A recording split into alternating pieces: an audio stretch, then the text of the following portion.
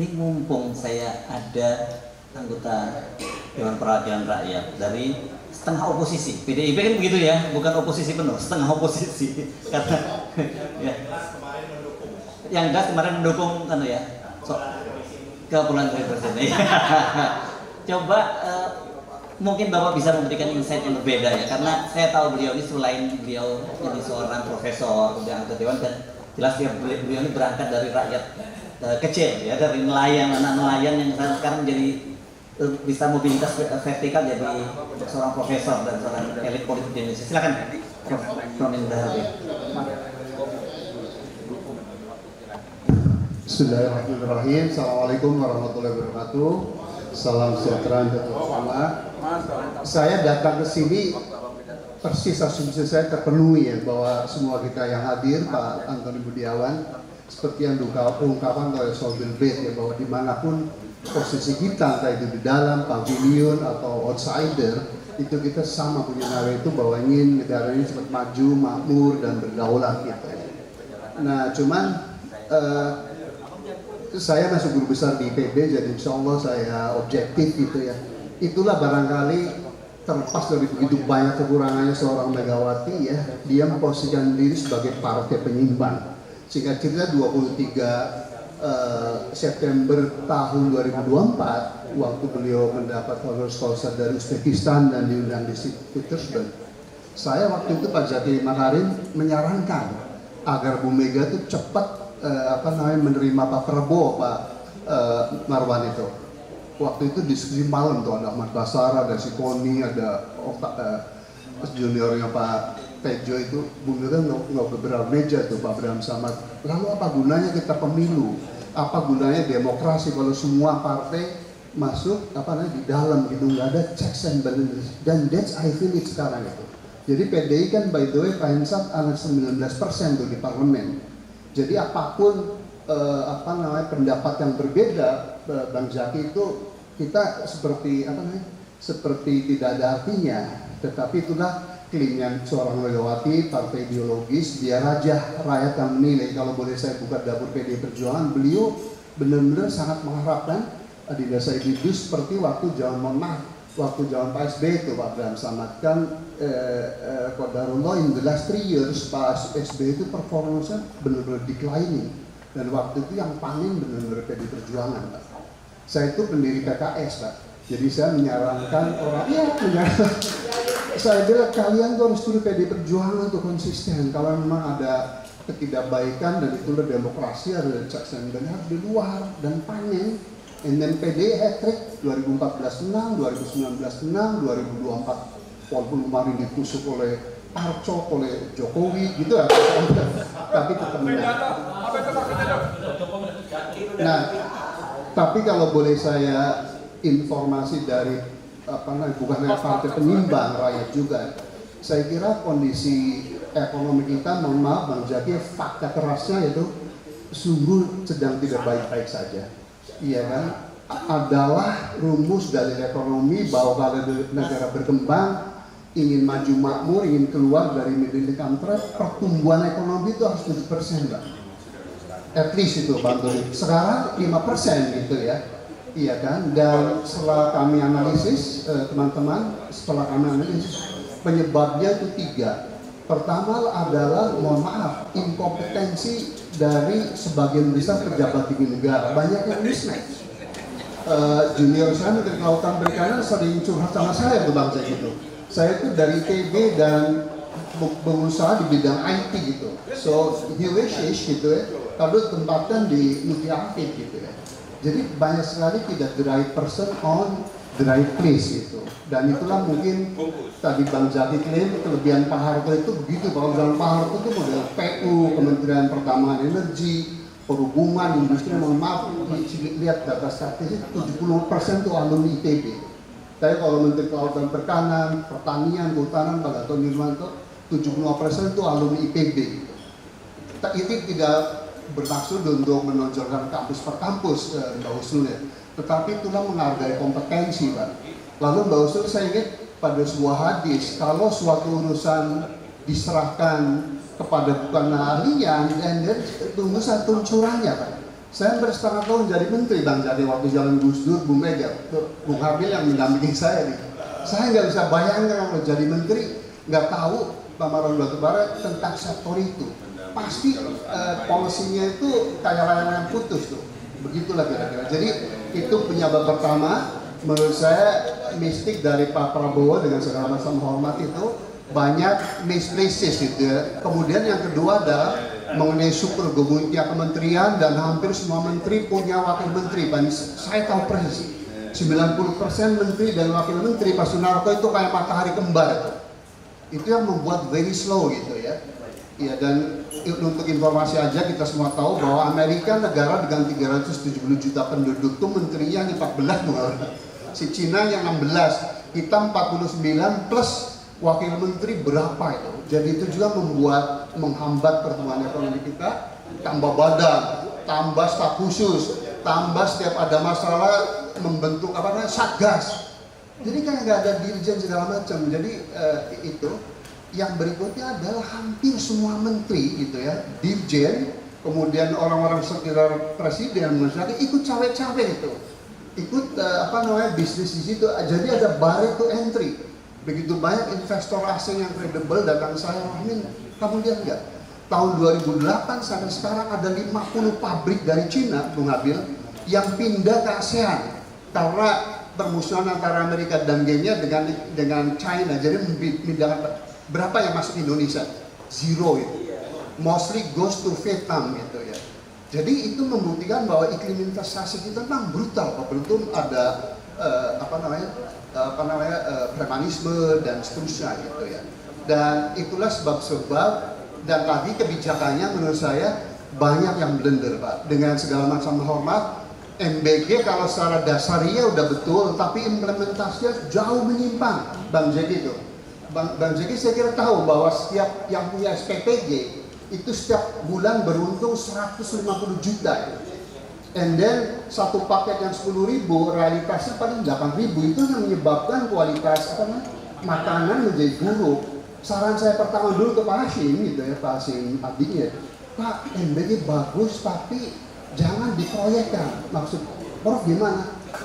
Pilih kabupaten kota yang benar-benar stunting dan gizi buruknya akut, and then duit itu jangan diproyekkan begitu, langsung dikasih ke sekolahnya. Muhammadiyah 10 tahun lebih Bang Zaki memanage yang namanya makan bergizi gratis, very successful itu. Karena nggak ada itu badan sekolah kan lebih paham. Dan yang kedua adalah menyedot dana, ini saya mau nangis, menyedot dana yang begitu besar, 500 sampai 700 triliun Pak Antoni Budiawan untuk ini. Padahal the core problem of our nation sekarang adalah unemployment, Bang. Pengangguran yang meningkat, PHK, dan seterusnya. Jadi, kalau saya advisernya Pak Prabowo, harusnya the first program yang harus di-create adalah bagaimana creating the job itu. Dan yang kedua, pertahankan tuh industri-industri yang masih eksis. Sekarang Bang Jaki bilang tadi, 82% Adinda Ahmad Yani, itu 98% pabrik tekstil sekarang gulung tikar. Dan itu salah satu penyebab utamanya Bang Zaki, mohon maaf walaupun dia sahabat saya, ketika Menteri Perdagangannya sekarang jadi Menko Pangan, ketika membuka impor jor-joran tekstil Pak. Dan 3 bulan lalu saya di Komisi 4 marahin dia terus terang. Sedang kita clean-cleannya suasana dada beras melalui Sabang diimpor 250 ton Bang Maron batubara, dan itu keputusannya diratas di Menko Pangan itu. Nah, my question is, menteri yang udah jelas begini dan dia pun kaya raya yang setengah mati gitu, diangkat Pak, iya kan? Dan minimal 13 menteri yang titipan Pak Jokowi itu semuanya ada masalah Pak, bukan saya gibahnya. Pak Erlangga udah dipanggil kejaksaan berapa kali ya, 12 kali gitu ya. Dan saya saksi hidup itu bagaimana jahatnya sahabatnya Pak Antoni Budiawan yang namanya Pak Jokowi itu. Karena kan dia ini ilustrasi bagaimana politik itu memporak-porandakan kecerdasan kita Pak. Jadi Golkar itu 2 tahun lalu udah deal tuh untuk koalisi Adinda Yani itu. Tiba-tiba si Erlangga dipanggil kejaksaan terus. Akhirnya si Doli Kurnia, Jenderal Ludwig, satu lagi siapa ya? Istri yang jadi gubernur mana sama Aceh. Datang PDI, saya nggak Ibu Mega tuh. Ini, tapi kalau ini wartawan jangan ini ya. Bukan saya takut, tapi kan perlu etika. Cuman ini supaya saya membedah betapa runyamnya masalah kita. Waktu itu Doli dan Pak Ludwig Adira Said ngomong kalau Ibu Mega bisa melepaskan ketua umum kami dari jerat Kejaksaan Agung, Golkar, tetap Pak. Kan ini brutal sekali Pak, jelek sekali, sangat biadab negara kita Pak. Iya kan, kasus hukum ditukar dengan politik untuk kebajikan. Kemarin kalau saya boleh bermimpi sebagai anak bangsa, harusnya yang maju 3 itu Pak Prabowo berpasangan dengan Caimin, Anies berpasangan dengan AHY, ya kan, Mas Ganjar sama si Pak Mahfud, cakep itu Pak. Gak ada tuh. Hah? Kalau mau gitu. Nah jadi sekali lagi dengan segala masalah potensi pertumbuhan ekonomi Indonesia itu Bang Zaki kalau menurut si Goldman Sachs dan McKinsey itu 10% per year. Jadi kalau kita tumbuh zaman Pak Jokowi yang rata-rata 4,9%, Pak Gatot Nurmanto, Pak Tejo ya sekarang hanya 5%, must be question mark to why gitu. Dan why-nya saya jelaskan tadi, begitu banyak pejabat tinggi negara yang tidak punya kompetensi, Bung Said. Yang kedua itu cawe-cawe, saya terkejut Mbak Wiwi, Profesor Juro, waktu ada seorang anggota DPR yang punya rumah seharga 150 miliar Pak. Itu dari mana gitu, iya kan? Dan seterusnya. Jadi, nah kalau cuman yang saya agak pesimis ini, saya pun dengan Pak Boronit, Pak Jati harus tahu. Jadi yang deklarasi pertama Pak Prabowo di Hambalang Juni 2012, Pak Tejo yang orasi ini saya sama Bang Wilmar Witula dan Pak Burhan Abdullah Pak untuk 1000 profesor itu seluruh Indonesia tuh untuk bahwa 2014 presidennya Pak Jokowi. Cuman kodarullah Februari 2013 saya dipanggil kemarin, dia bantu baik aja ke PDI gitu, saya juga di Pak Prabowo kan, iya Prof harus kesana ya. Jadi saya sepakat dengan tuan rumah bahwa kita yang hadir di sini tidak ada satupun yang bermaksud untuk degrading our country ya. Semua kita ingin berkontribusi. Jadi kalau ada kata-kata yang berbeda yaitu rahmat dan harusnya itu yang diharnas ya. Jadi sekali lagi itu dan sekali lagi saya sepakat dengan Bang Laude itu reformasi menurut saya kebablasan Pak. Jadi waktu saya dengan Bu Mega ketemu si Jinping ngomong gini Mbak Usul Maria, Madam Presiden actually when Pak Soeharto dan Pak Karno itu udah the right path itu. Pak Harto kan ada trilogi di dalam stability, growth, and equity. Jadi nggak mungkin ada pertumbuhan ekonomi Bung Maron Batuara karena nggak ada stability Pak. Sekarang DPR ikut proyek, ya kan dan seterusnya. Jadi investor susah Pak. Sekali lagi rumus ekonomi udah baku, udah dalil tuh bahwa dari negara berkembang maju tuh pertumbuhan harus 7% lebih, tapi sifatnya harus berkualitas. Bahkan dengan Bang Zaki harus banyak menyiapkan tenaga kerja. Yang kedua harus inklusif, dinikmati harus seluruh rakyat, tidak oleh konglomerat saja. Dan yang ketiga adalah harus sustainable, harus ramah lingkungan. Kalau itu dilakukan maka bagus. Dan kedua adalah daya saing, karena memang mungkin kita kan selalu membaca dari Bank Indonesia dan Kementerian Perdagangan bahwa neraca perdagangan kita surplus terus Pak Gatot. Itu kalau neraca perdagangan komoditas Bung Hendri. Tapi kalau dihitung dengan jasa seperti transportasi, kemudian IT, ternyata kita minus 20 miliar US dollar. Jadi itu ada yang disembunyikan oleh pemerintah seolah-olah kita tuh surplus. Sekali lagi kalau digabung dengan services, perhubungan laut dan kemudian IT, kita minus Bung Maron batubara. Nah jadi sekali lagi kalau boleh kita sarankan Pak Prabowo, kalau beliau itu benar-benar patriot, itu hilangkan itu pemborosan. Kalau bisa kementerian itu direduce, dan kan kita fakta asal semua orang bahwa beliau mengatakan menteri mostly ya 85% itu karena tim sukses, dan kedua adalah karena balas budi, exactly, bukan berdasarkan kompetensi Pak. Itu yang saya sebagai orang yang pernah dekat dengan beliau itu, iya kan? Yang berikutnya adalah hampir semua pejabat tinggi negara itu bisnis Bung, ngerti Pak? Dan pejabat tinggi negara itu kaya sekali. Dan sorry, saya bukan sok suci, sorry Pak Gatot, sorry. Saya ngomong di gedung DPR, di eksekutif, kalau diomong agak idealis sedikit, apalagi kalau ingat hari akhirat, Bu Husnul tuh, kayaknya pada bisa gitu loh, nggak mau gitu.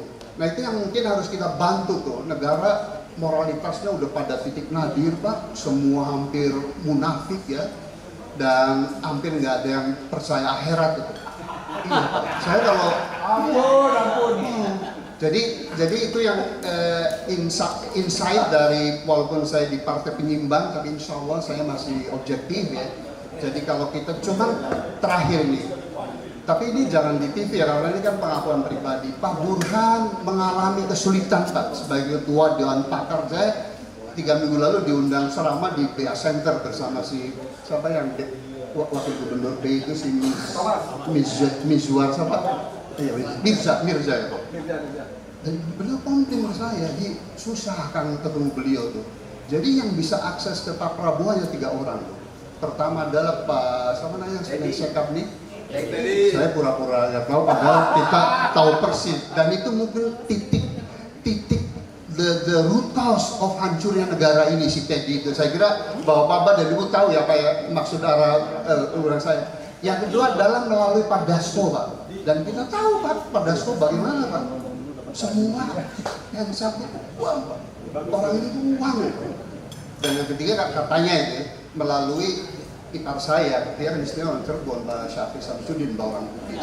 Jadi orang-orang yang top brain ya, orang yang ekonom bagus-bagus malah susah. Dan terakhir yang lebih sedih lagi, Bang Zat, ini perlu kita koreksi, beliau nggak mau Pak menerima informasi-informasi yang realitas Pak. Pengangguran makin membludak, kemiskinan, kelas menengah makin turun. Dan yang lebih ngiri lagi kan, sekarang saudara-saudara kita yang bekerja di informal sektor udah 62%. Itu artinya kalau istri saya dari Payakumbuh dagang di kaki 5. Saya orang Cirebon dari Sekotang informal Pak, yang upahnya tuh lebih dari, and then presiden nggak mau menerima informasi begitu Pak. Dan yang melindungi dengan alasan karena beliau kena stroke. Kan gila bro, kenapa mau jadi presiden negara yang kemiskinannya begini begitu Pak? Serius Pak, ini kan jahat menurut saya. Kita jangan eufemisme ya. Kalau presiden kan harus tahu menghadapi kenyataan Pak, otherwise kita susah Pak. Dan terakhir ini soal kemiskinan ini pun kebohongan pemerintah Pak. Si BPS mengklaim Pak Susno yang miskin tahun 2025 tinggal 25,4 juta saja, yaitu 8,74%. Tapi garis kemiskinannya Mbak Usul lebih tahu dari saya hanya 600.000 per orang per bulan. Padahal definisi garis kemiskinan Bang Marwan Batuara adalah sejumlah uang yang cukup bagi seorang Indonesia untuk memenuhi 5 basic needs-nya, yaitu pangan, sandang, rumah, kesehatan, dan pendidikan. Saya tanya di seluruh Indonesia, kalau saya masih kuliah nih, kamu makan berapa Bang Saud itu? Makan 3.000 per makan tuh gak ada. Jadi katakanlah cukup, berarti kan 10.000. Berarti untuk makan 300.000. Oh kalau gitu untuk 4 kebutuhan dasar lainnya hanya 300.000, which is not enough. Jadi yang saya ingin share di sini harus kita goyang pemerintah, goyang dalam masalah. Yang benar adalah garis kemiskinannya versi Bank Dunia, Bang Marwan Batubara, yaitu 6,85 US dollar per day atau sekitar 3,4 juta kasus narkoba per orang per bulan. Itu yang realistis. Kalau itu diterapkan, maka saudara kita miskin masih 160,1 juta. 172 juta, which is 60,2%. Itu realis kita. Dan presiden nggak mau menerima Pak. Jadi kalau kita mau jadi pahlawan Bang Zaki, karena Bang Zaki yang ada di dalam gitu ya, Bang Laude hanya di pavilion, kita cari cara Pak bagaimana tuh. Dan saya demi Allah nggak tinggal diam Pak. Saya yakinkan Ibu Titi kan ketua komisi kita, oh ya Prof, nanti saya cari waktu. Prof punya ekonomi ini, opini ini kan mengenai rencana pembangunan bangsa punya Mbak. Dalam 15 menit saya bisa paparkan beliau. Tapi ada saran belum ketemu. Saya kira itu aja, dan saya saran ke adik saya, kita tidak boleh hanya sekali ketemu nih, tapi harus reguler dan harus ada take away, ada kesimpulan. Kalau enggak ya rakyat masih terpesat. Terima kasih, saya mohon maaf kalau perlu semangat. Assalamualaikum warahmatullahi wabarakatuh. Terima kasih Profesor Rohmin Dauri. Tadi waktu saya menyimak Profesor Rohmin itu saya buka-buka, saya Google. Beliau dia DPR beneran nggak sih gitu? Kayak itu DPR nggak gitu ngomongnya. Hah? Ternyata ngomongnya masih bener-bener anggota DPR gitu ya. Ya? Apa? Nah itu dia mesti yang ngomong Anda nanti ya gitu. Ya. Sepakat nggak dengan saya tadi? Agak meragukan ya kualitasnya, statusnya sebagai anggota DPR ya. Kenapa? Ya? Oke. Ini senang kita kalau anggota DPR begini waras semua kita ya, jadi ya, alhamdulillah kita kalau ada ya apa? Nah itu dia mesti yang ngomong Anda nanti ya gitu.